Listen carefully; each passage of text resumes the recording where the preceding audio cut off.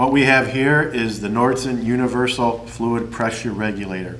This is the device that regulates how much flow you will be having to your spray device. It's air piloted, meaning we put a certain amount of air pressure to it, which will open and close the needle, which will regulate how much flow of paint we get through it. We have marked on the bottom the outlet. That would be where the fluid comes out, go into your spray device. And then we have an inlet. We have two inlet ports. One we have plugged on this, but you can have your fluid coming in and back out, and you can have it in a circulating loop up to your fluid pressure regulator. Here, we're just bringing the fluid up through the regulator and out. What we're going to do is take this apart, show you the internal components, and what you need to be careful with when you're taking apart and reassembling it. First, I'm going to remove the cap on the air side.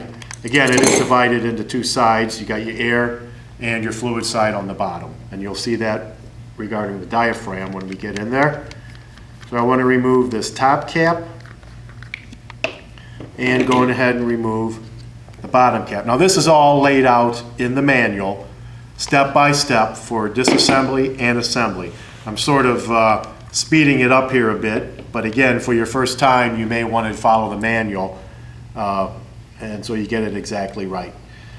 It talks about in the manual about putting air to it, and the reason for that is so you lift the stem off the seat. What they don't want you doing is turning that and spinning it on the carbide seat and scratching it. What I do is go ahead and remove the cap on this side. I push on this a little bit, and what that does, goes ahead and lifts that stem off the seat so I can do it without scratching it. So I'll put a little pressure on that. Go ahead and put my screwdriver. If you look in there, there's a slot on the stem to remove it. So I'll go ahead, push on this, turn that, make sure I'm lifting it up, unscrew this. There we go. All right. Unscrew that all the way, and that'll pop out. You've got a little clear washer. You want to make sure you don't lose. Then you have your stem and your seat. And what happens, this works up against there. Air pressure moves this, allows it to open and close. The more open, the more flow. All the way closed would be no flow or low flow. That's on the fluid side. Then I can go to the air side, remove this piece.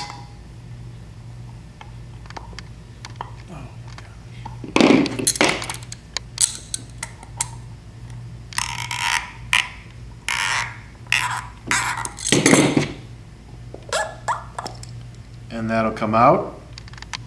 You've got your stem and spring there, and this spacer was in there also. That fell out when I turned it upside down. So now I've got those pieces apart. I can go ahead, I can remove the top half of the bonnet from the lower. So what I want to do is go ahead, unscrew this.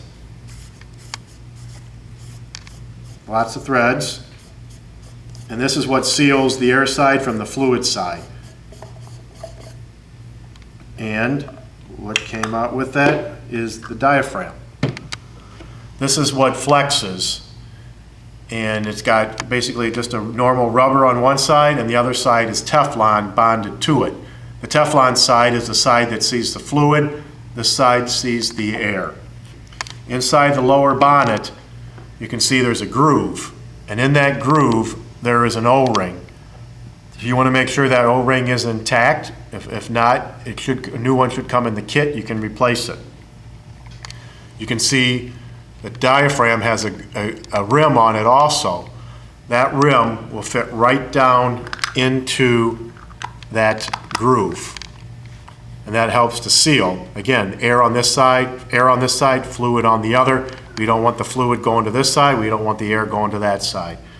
Now, probably the very critical part regarding reassembly is on the edge of this diaphragm on the rubber side, what you want to do is put a little bit of O-ring lube to make that slippery. Because what happens is I set that in there I put this part on.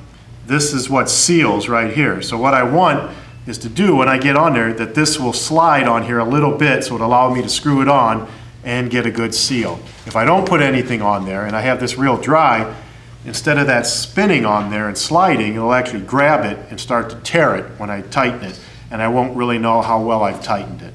So again, assemble, O-ring lube on that edge. You can even put a little O-ring lube on this flat here. Go ahead, tighten it back up. Get it up there so it bottoms out. Now I know I've hit that edge of the diaphragm. Again, I've got that lube on there. Now I can go ahead and tighten this, and this is what, again, seals the liquid on, keeps it on that side. And just go ahead and snug that up. You don't need to go too tight. Just give it a good snug so it feels like it's going to seal against that diaphragm. All right.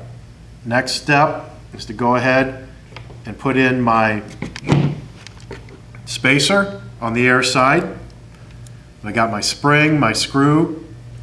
That goes in here. And you can see the threads in there that'll screw to.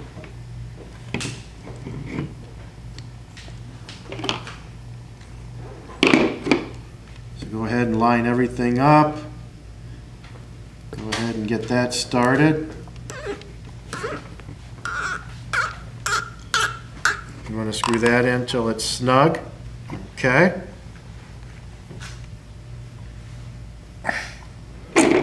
All right. Then go ahead. Now you want to put the seat, the spacer, or the stem and the seat back in, but remember this little clear O-ring. That goes in first.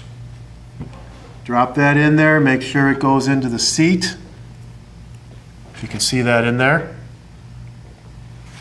All right, then you've got, and this is replaceable, this will wear, depending on the coating that you're using and how long it's been in there. But these will wear, so you want to make sure that you get that together. Let's clean it up. Go ahead and line that up in there, drop it in there. And go ahead and tighten it back up.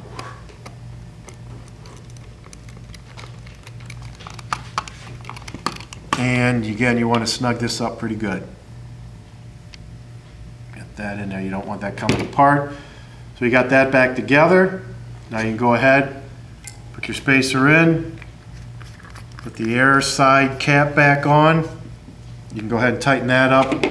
So basically it bottoms out. That's what that spacer's for.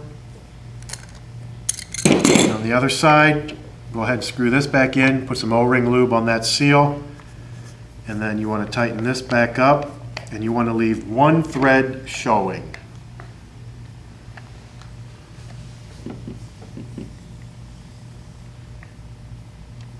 Just about like that. And that is it.